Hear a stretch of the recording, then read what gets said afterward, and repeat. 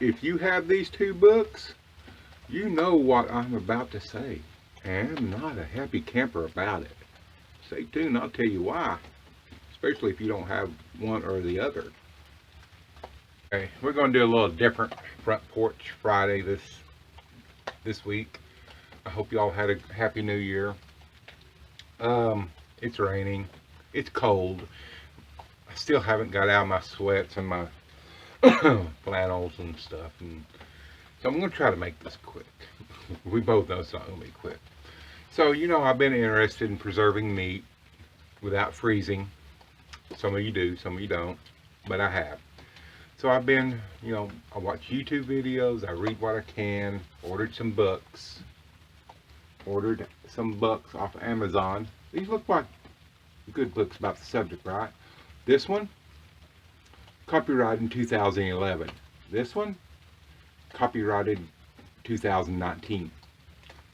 Okay, see, looks good, right? This one, I think I paid 17, 18 bucks for. This one, I paid 8. Okay, you'll go, okay, Don, so what about them? Okay. Oops, sorry, kick this.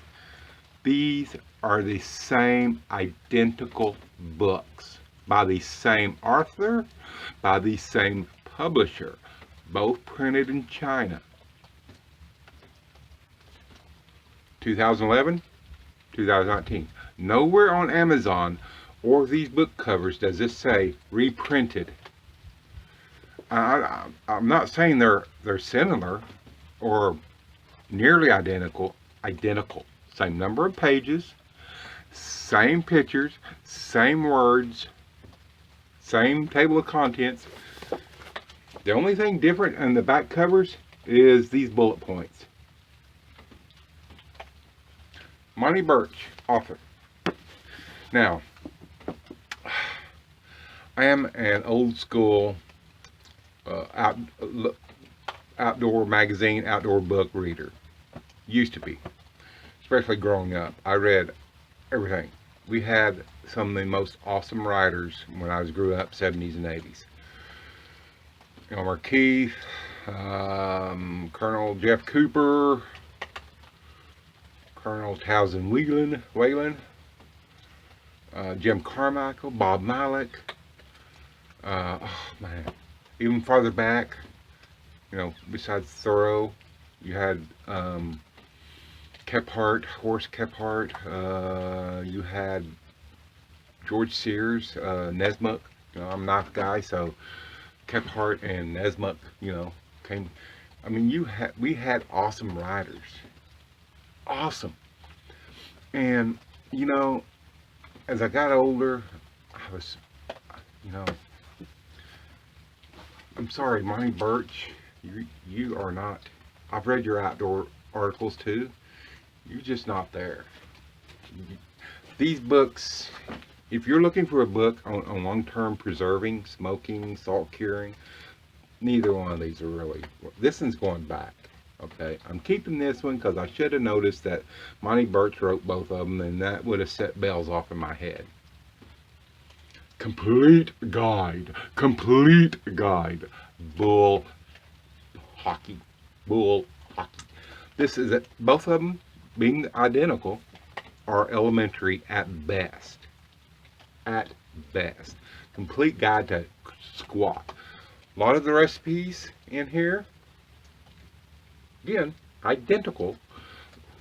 A lot of the recipes, or some of them, are from other companies, like Bradley Smoker or not Mountain House, one of those companies that produces seasonings.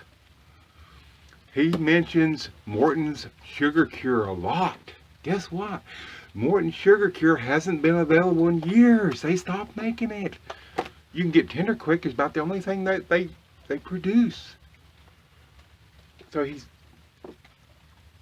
and like I said, he's not that great of a writer.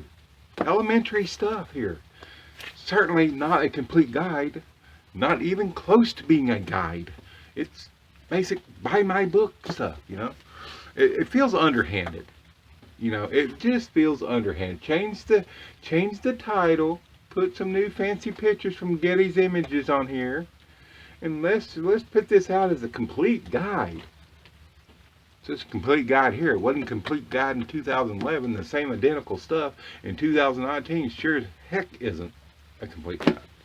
So if you've got a book that you like on salt curing or preserved meat, let me know what it is. So anyway, back to outdoor riders. We just don't have no good outdoor riders. And for years, I used to subscribe to all the major outdoor magazines. For Fish and Game, which I still like that one, but Outdoor Life, Field and Stream, Sports at Field, all those. Bow Hunter, I had all those. And over the years, I noticed the writing just kept sucking. And I never could put my finger on it. One thing is, you'd read the same article the following year. How to find the biggest book in your area.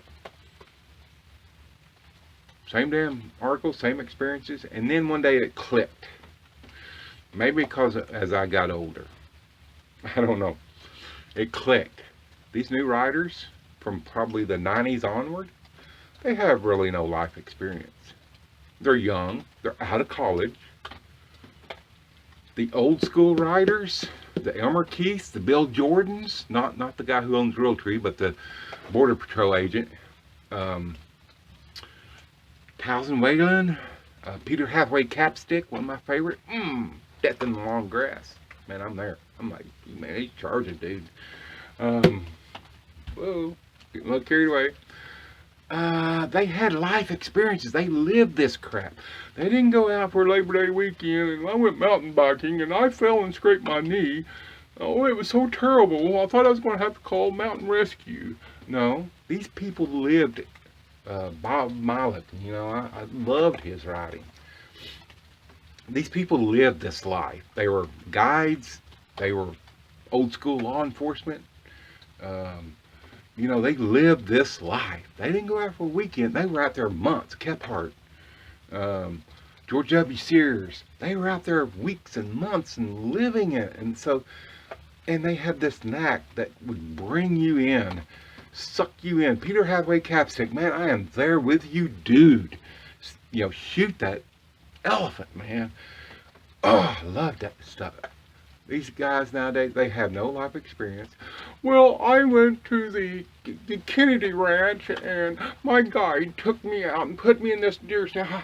Oh my gosh, it was 40 degrees and I thought I was going to freeze. And I was looking over this 150 class 10-pointer and then I seen this 100, they call him George. And then I seen this 151 3/4 incher, they call him Sam. And then the guide said, well, don't shoot none of those because there's a 157 incher named Charles that we would want you to take. That makes me puke. That's why I don't subscribe. I hardly read anything unless it's old school books now. So sorry, this turned into a rant about crappy outdoor riders, modern outdoor riders. This guy couldn't buckle their pants. I'm sorry. You may be a nice guy in person, but you just have never. Yeah, I know you got lots of books and lots of outdoor articles, but really, they're all just kind of elementary. They just suck. I'm sorry, they do. So anyway, if you're looking book on salt curing, preserving meats, these aren't it. Like I said, this one's going back because this one costs twice as much as this one, and they're identical. So anyway, hey, we get a little bit better lighting right here. There we go. So anyway, thanks y'all for watching. Where are we at here? We are about 10 minutes in. Hey, this is pretty short. So if y'all have a book recommendation, you know, I've watched most of the YouTube art, and sometimes I'm looking, I don't know, I salt cured some venison here months ago, that buck I killed. You know, what the possum didn't steal.